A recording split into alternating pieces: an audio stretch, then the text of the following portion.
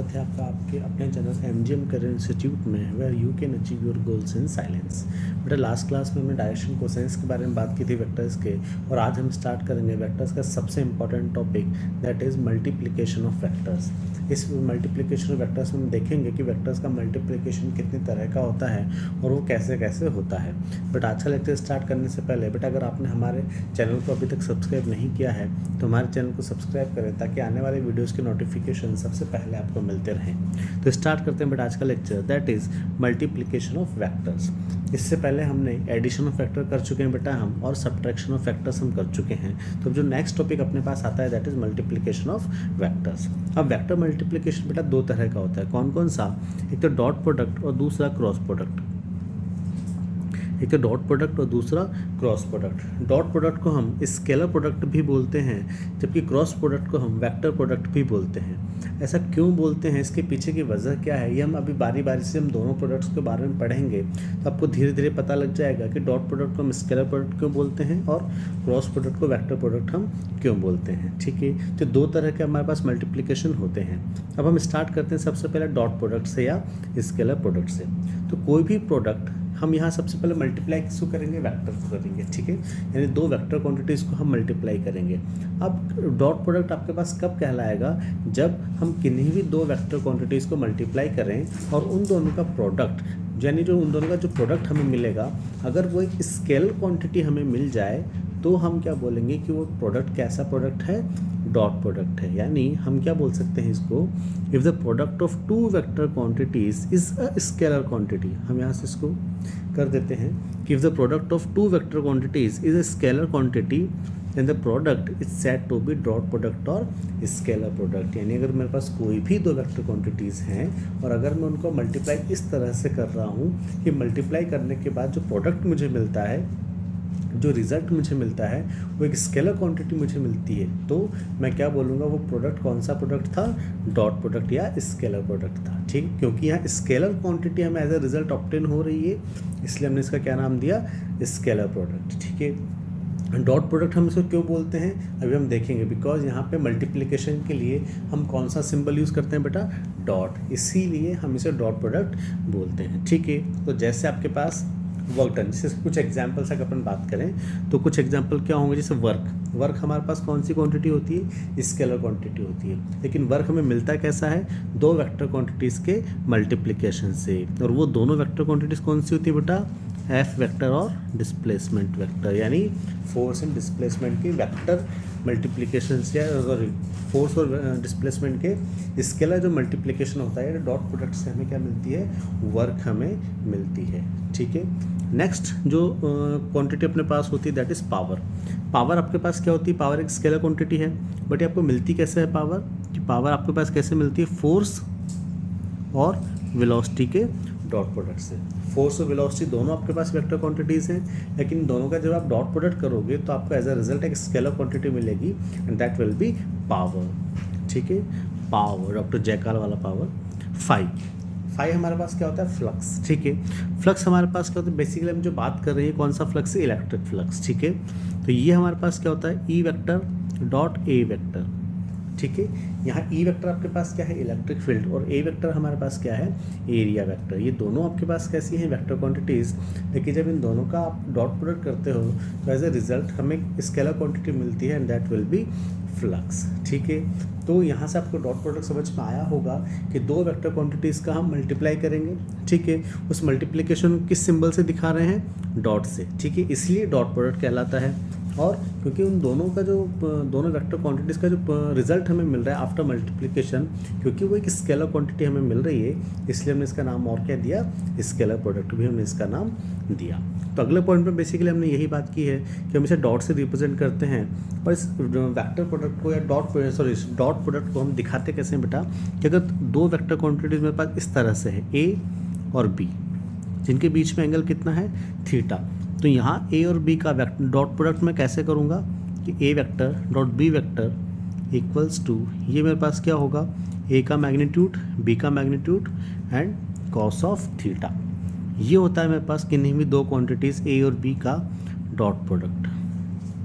I hope आपको ये समझ में आया होगा कि डॉट प्रोडक्ट का फॉर्मूला अपने पास क्या होता है, ए वेक्टर डॉट बी वेक्टर का जो डॉट प्रोडक्ट हमारे पास होगा वो क्या होगा, ए बी कॉस थीटा।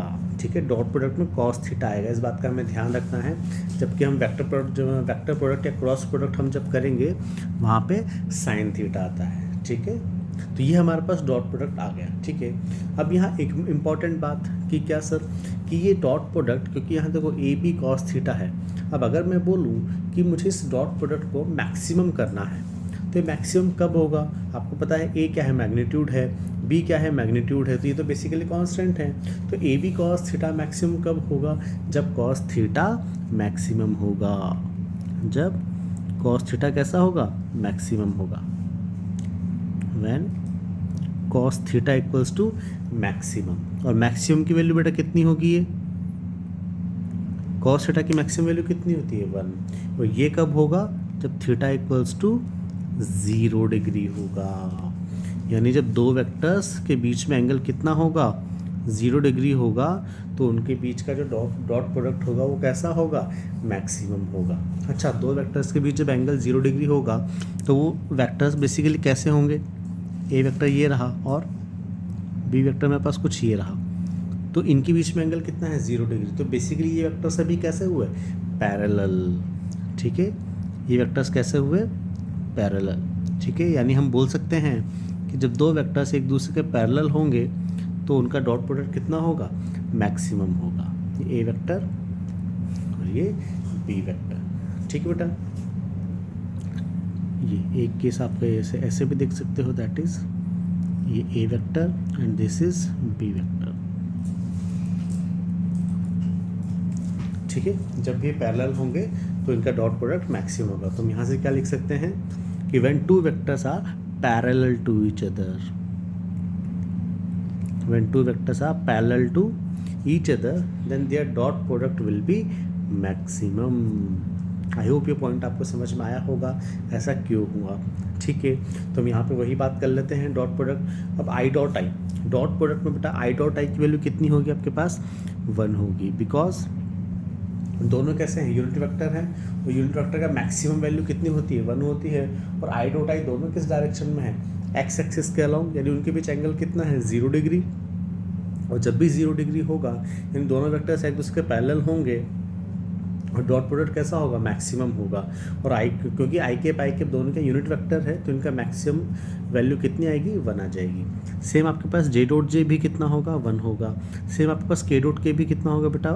1 होगा। ठीक है, जबकि अगर मैं आई कैप डॉट जे कैप करता हूँ तो आई कैप मेरे पास एक्स एक्सिस के अलाउंग है, जे कैप मेरे पास वाई एक्सिस के अलाउंग है, दोनों के बीच एंगल कितना है? 90 डिग्री है। तो A B cos theta, A B cos theta में जब थीटा 90 डिग्री आप डालोगे तो कॉस 90 कितना मिलेगा आपको? 0। जब कॉस 90 आपको 0 मिलेगा यानी आई कैप डॉट जे कैप कितना मिलेगा आपको? 0 0 0। तो आई कैप डॉट जे कैप भी आपके पास 0, जे कैप डॉट के कैप भी आपके पास 0 और के कैप डॉट आई कैप भी आपके पास 0 होगा। यानी जब भी डॉट प्रोडक्ट आप करोगे तो आपको आई को आई के साथ करना है, जे को जे के साथ करना है और के को के साथ करना है, दैट्स इट। आपको आई को जे के साथ नहीं करना है, आई को के साथ नहीं करना है, जे को आई के साथ नहीं करना है, जे को के साथ नहीं करना है। ठीक है, बस सेम सेम में आप कर दो, आपको डॉट प्रोडक्ट मिल जाएगा। ठीक है, तो हमने मैक्सिमम वाला केस देख लिया। अब हम आते हैं मिनिमम वाले केस पे कि ए और बी का जो डॉट प्रोडक्ट है बेसिकली मिनिमम कब होगा।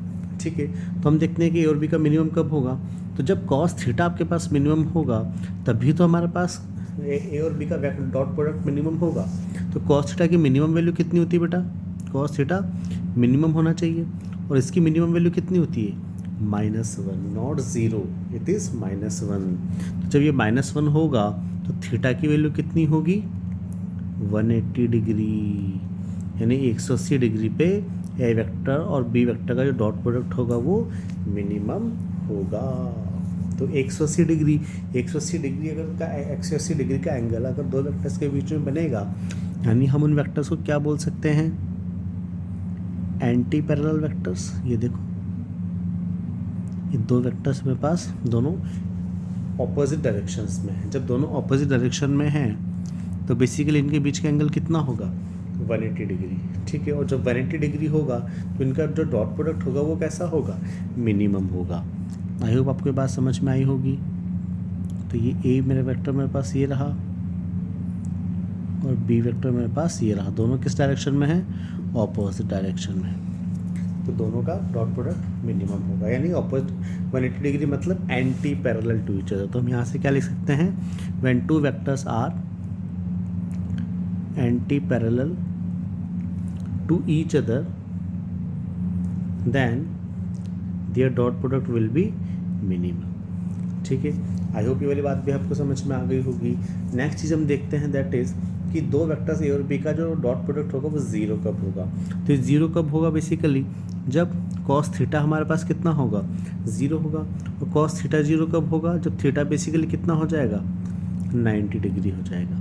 यानी जब दो वेक्टर्स कैसे होंगे बेटा, एक दूसरे के परपेंडिकुलर होंगे, उस कंडीशन में इन दोनों का डॉट प्रोडक्ट कैसा होगा, ज़ीरो होगा। ठीक है, तो परपेंडिकुलर कैसे, कि लाइक मैंने बोला कि ये मेरे पास कुछ ए वेक्टर है, ठीक है, और ये मेरे पास कुछ बी वेक्टर है। ठीक है, तो आप यहाँ पे देखो दोनों के बीच में एंगल कितना है, 90 डिग्री। तो यहाँ पे आपके पास इनका रिजल्टेंट या डॉट प्रोडक्ट कितना हो जाएगा, ज़ीरो हो जाएगा। ठीक है, आप यहाँ से कुछ ऐसे भी कर सकते हो, ये आपके पास ए वेक्टर और ये आपके पास बी वेक्टर। यहाँ भी आप देखो दोनों के बीच में एंगल कितना है, 90 डिग्री। तो डॉट प्रोडक्ट कितना हो जाएगा, ज़ीरो हो जाएगा। एंगल 90 डिग्री मतलब दोनों वेक्टर्स एक दूसरे के लिए कैसे होंगे, परपेंडिकुलर। यानी when two vectors are perpendicular to each other, जब दो वेक्टर्स एक दूसरे के परपेंडिकुलर होंगे तो क्या होगा, उनका डॉट प्रोडक्ट कैसा होगा, ज़ीरो होगा। ठीक है बच्चों, ये तीन केस हमने देखे, तीनों के समझ में आए। पहला केस कब, मैक्सिमम कब होगा, जब एंगल 0 डिग्री होगा यानी पैरेलल होगा। मिनिमम कब होगा, जब एंगल 180 डिग्री होगा यानी एंटी पैरेलल होगा। ठीक है, और 0 कब होगा, जब आपका जो एंगल है वो 90 डिग्री होगा, इन दोनों वेक्टर से एक दूसरे के परपेंडिकुलर होंगे। आई होप इतनी बात समझ में आई होगी। ठीक है, अब जैसे आपको दो vectors i cap j cap k cap की फॉर्म में आपको दे दिए, like A vector equals to A x i cap plus A y j cap plus A z k cap. ठीक है, similarly B vector equals to B x i cap plus B y j cap plus B z k cap. Then आपको निकालना क्या है, ए और B का dot product आपको निकालना है। ठीक है, तो हमने क्या बोला था कि आपको आई को आई के साथ करना है, जे को जे के साथ करना है और के को के के साथ करना है। That's it.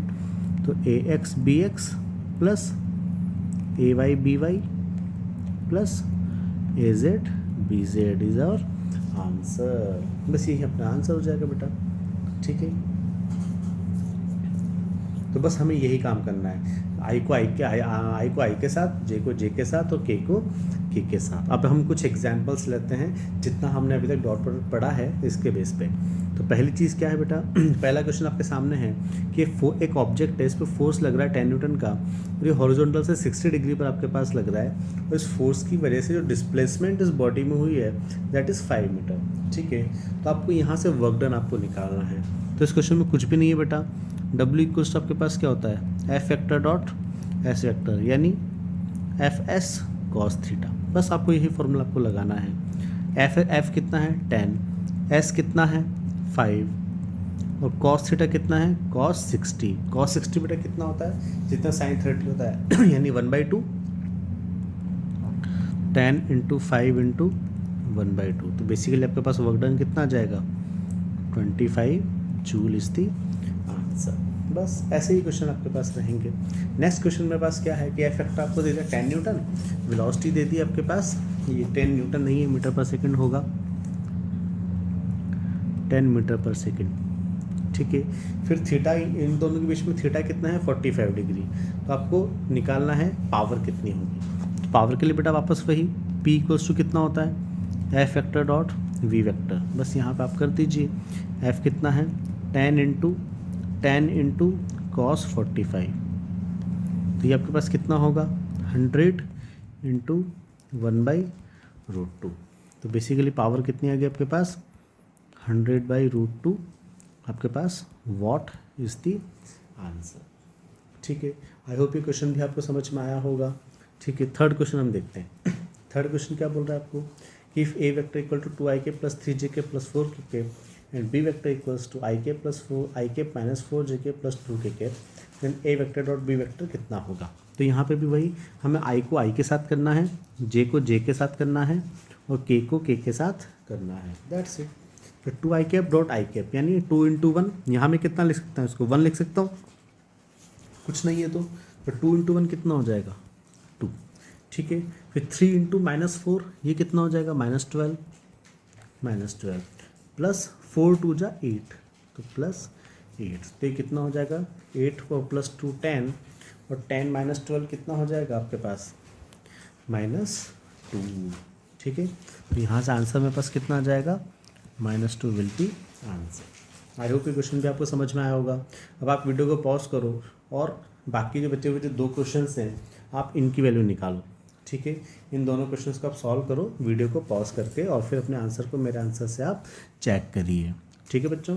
हाँ, अब हम ये वाला क्वेश्चन देखते हैं। इस वाले क्वेश्चन में क्या वैल्यू दे रखी है, आई कैप -2 जे कैप प्लस 4 के कैप और -2 आई कैप प्लस 3 जे कैप -5 के कैप। आपको इनका क्या निकालना है, पी और क्यू का डॉट प्रोडक्ट। तो वापस हम आई को आई के साथ, जे को जे के साथ और के को के के साथ। तो यहाँ पे मैं 1 लिख दूँ तो -2 इंटू 1 कितना होगा -2, 3 इंटू -2 कितना होगा -6, -5 इंटू 4 कितना होगा -20, ठीक है। तो ये कितनी हो जाएगी वैल्यू -28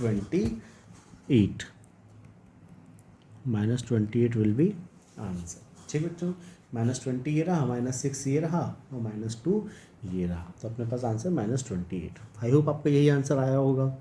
नेक्स्ट क्वेश्चन है एफ इक्वल टू 5 आई के प्लस जे के -4 के कैप और वेलोसिटी 2 आई के प्लस 3 के कैप। आपको क्या निकालनी है, वापस यहाँ पे पावर निकालनी है।